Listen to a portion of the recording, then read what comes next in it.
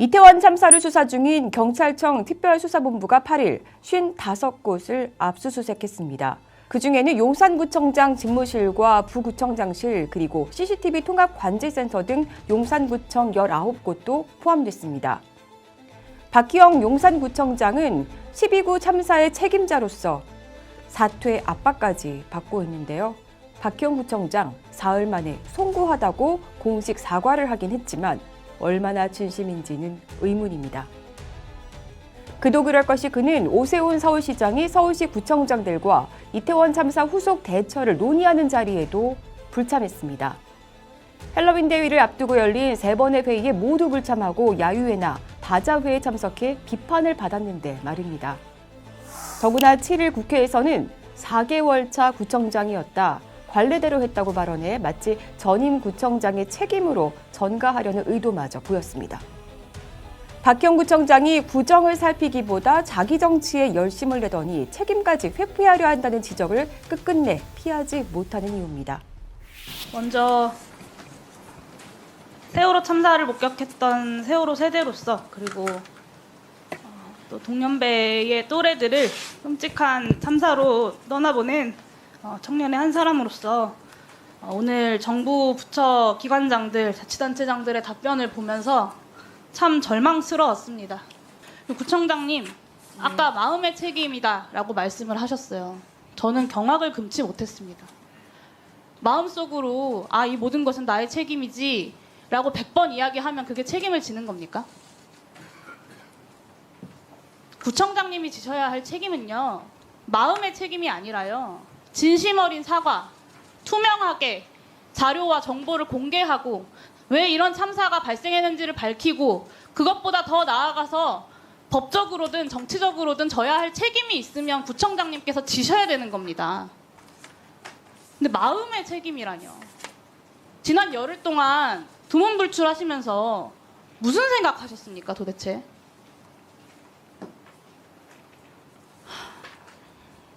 지금까지 하신 해명들에 일고의 거짓이라도 있다, 이태원 참사에 분명한 책임이 밝혀진다라고 하시면 오늘이라도 바로 사퇴하시겠습니까? 아울러 박희영 구청장의 평소 인식, 이태원 지역에 대한 관점, 또 관심도도 지적의 대상이 되고 있습니다. 박 구청장은 이태원 참사를 현상이라고 발언해 논란을 빚더니 이런 용어로 규정한 이유를 묻는 시민언론 더 탐사의 질의에는 이같이 서면 답변을 해왔습니다. 현상이라는 말이 상처가 될 수도 있을 것이라 생각합니다. 저의 발언으로 상처받으신 분들께 매우 송구한 마음입니다. 합동분향소에서 맞닥뜨린 기자의 갑작스러운 질문에 적합한 단어를 찾지 못했던 것 같습니다.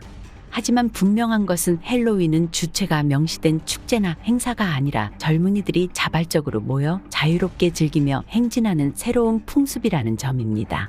전임 구청장님 시절에 관광 활성화를 위해 헬로윈을 장려하셨는지 모르겠지만 저는 소비나 향락으로 대표되는 이태원에서 벗어나 다양한 계층이 함께 어울릴 수 있는 새로운 문화 콘텐츠가 있어야 한다는 입장입니다. 그래서 노들섬과 한강공원을 거점으로 한 문화예술 활성화를 공약으로 제시한 바 있습니다. 기자의 답변에 적당한 단어를 찾지 못했다, 송구하다라면서도 이태원을 소비와 또 향락으로 대표하는 지역으로 생각해 한강 중심의 문화예술 활성화를 내세웠다, 이렇게 대답한 겁니다. 여기에 자신이 구청장으로서 역할을 다했다는 취지의 답변을 여전히 늘어놓았습니다. 용산구청에 직접 찾아가 참사 당일의 상황들을 질의했지만 제대로 확인할 수 있는 건 없었습니다. 숨기기에 급급하다는 지적을 받는 이유죠. 그 구청장님은 이태원 쪽을 거기가 이제 관광산업으로 이렇게 활성화되는 게 약간 되게 범죄 도시처럼 된다고 생각을 좀 하시긴 했나 보죠? 그러지는 않았었거든요. 다만 근데 이제 이태원에 젊은 사람들이 많이 오고 요즘 또 마약 얘기가 워낙 뜨니까 좀 더 이제 밝은 쪽으로 긍정적인 문화로 가고 싶지 않으실까. 워낙 관광 활성화는 같으세요. 근데 이제 사람들이 생각하는 이미지는 약간 칼라분도 많다고 폭력적인 그런 문제도 하니까 그런 이미지보다는 좀 더 긍정적인 밝은 이미지를 생각하지 않으셨을까 싶어요. 근데 저한테 이제 이태원을 그렇게 좀 변화하기 위해서라고 말하는 답변이 아니라 그때 주셨던 답변은 다른 지역을 좀 더 활성화하는 계획안을 본인은 이제 구청장 후보 때부터 내세웠다 이렇게 말씀하셨어요. 제가 지금 머리가 안 들어가는 아니 그냥 있는 대로 말씀하시면 되는데 머리를 이태원에는 조금 확실히 관심을 좀 덜 두셨던 게 아닐까. 그렇게 해서 생각하죠. 관심을 똑같이 주셨을 거예요. 이제 그 현장의 직원이 이제 배치돼 있었는데 보고를 받지 못했다 뭐 그렇게 말씀하시던데 뭐 현장의 직원들이랑 몇 명 정도 나가 있었을까요? 정확하게는 모르겠어요. 하구 지역이나 그 근처에 얼마나 있었는지는 저희가 파악은 안 된 상태예요. 내부적으로 이미 그런 것들을 파악하고 계셔야 되는 거 아닌가 싶긴 한데 혹시 구청장님이 그런 거를 파악하라는 말씀은 안 하셨어요? 그건 제가 잘 모르겠네요. 구청차원에서 열지 않으셨을까요? 상황이 발생하고 네네네. CCTV 관제센터도 있잖아요. 용산구 여기 CCTV로 확인이 다 될 텐데. 그건 지금 조사 중이라 국민의힘과 더불어민주당이 7대6으로 구성된 용산구 의회도 사태 파악에 난항을 겪기는 마찬가지였습니다. 특위 구성조차 쉽지 않은 탓에 더불어민주당 소속 구의원들은 6일 기자회견까지 열고 성토했습니다.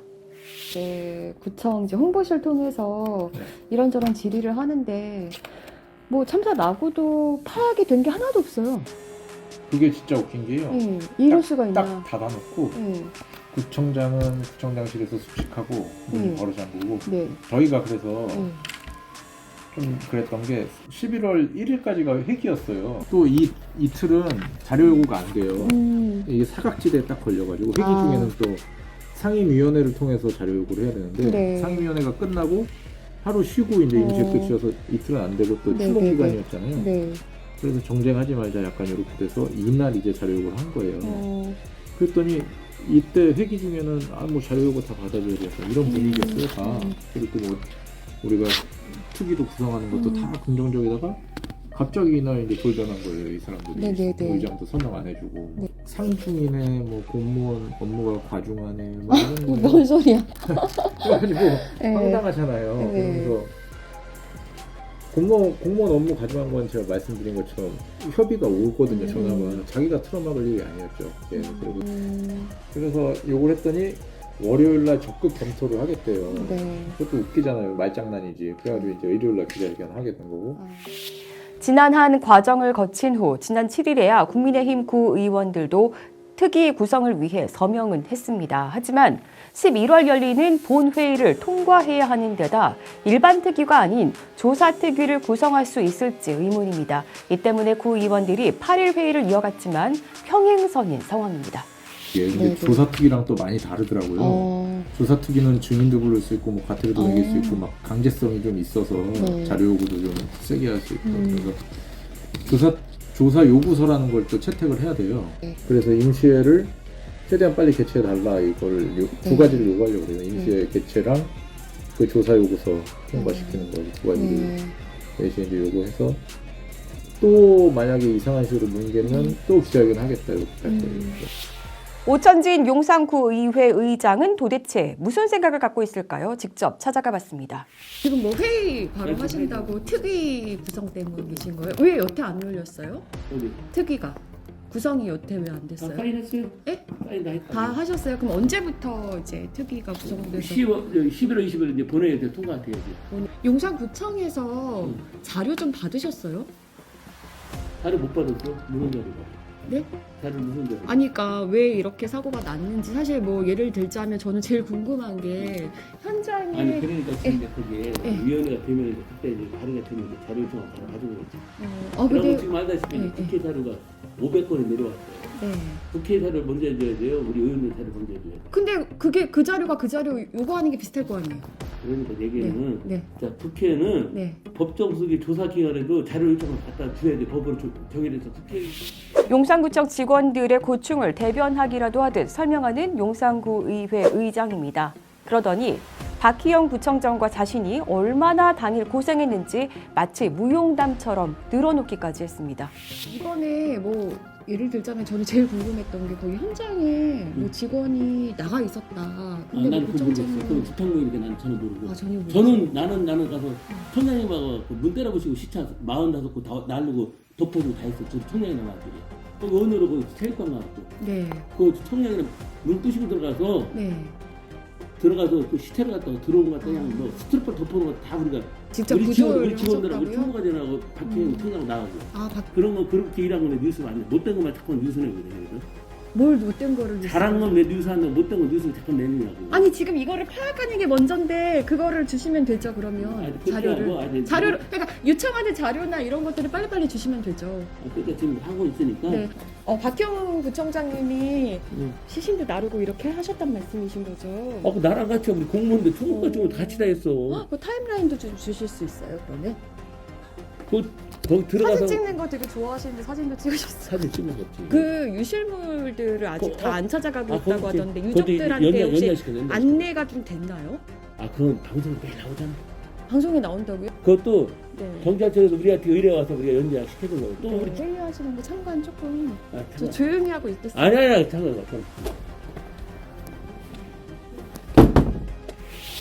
이런 가운데 주무부처 중 하나일 수 있는 문화환경국장이 두어 달 전 명예퇴직한 것으로 확인됐습니다.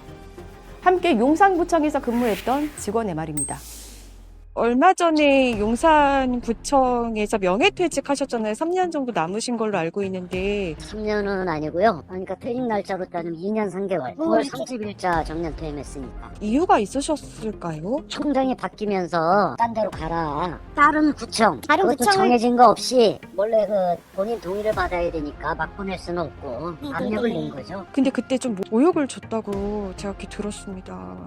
뭐 그런 것도 있었겠죠. 뭐 크게 뭐 딴 데로 가라는 게 모욕이죠. 신경 써야 될 건 신경 안 쓰고 지 눈에 보기 싫은 사람들 쫓아내고 업무 바꾸고 난리 친 거죠. 인사권을 뭐 막 휘두른 거죠. 용산구청에서 오래 근무하셨어요? 뭐 지금 전체로 38년 근무했는데 한 30년 이상은 근무했을 거예요. 용산에서. 그러면은 뭐 용산구 사정을 누구보다 또 잘 알고 계실 것 같은데 사무총장까지 하셨고. 그러면요 용산에 살았는데 다른 국장도 딴 데로 가라 그랬는데 뭐 6개월 남아서 못 가겠다고 그러니까 그 국장도 다른 데 전보시켜가지고 다른 국장으로 바꾸고 하니까 구정에는 관심 없고 자기 정치하는 데만 관심 있어가지고 그런 데 쫓아다니는데 바빠. 박희영 구청장 재임 이후 자신의 입맛에 맞지 않는 공무원들을 물갈이하면서 어수선했던 상황도 이번 헬로윈 대위 대책이 미흡했던 이유 중 하나로 꼽히는 겁니다. 더구나 축제 때마다 역할을 했던 상인연합회 회장도 지난 8월 바뀌었던 터입니다. 156명의 미래를 잃은 대한민국, 온 우주를 잃은 유족입니다. 그러나 참사 이후에도 책임보단 회피에 반성보단 변명으로 일관하는 책임자들의 모습에 국민적 공분은 날로 커지고 있습니다. 지금까지 시민언론 더 탐사 권지연이었습니다. 서로 떠넘기게 하고 그게 이제 우연히 발생한 사고인 것처럼 충분히 막을 수 있는 참사였는데 개념 자체가 없는 것 같아요. 개념이 없으니까 책임자들은 그에 걸맞게 책임에 맞게 처벌이 반드시 이루어져야 된다고 생각을 합니다. 그래서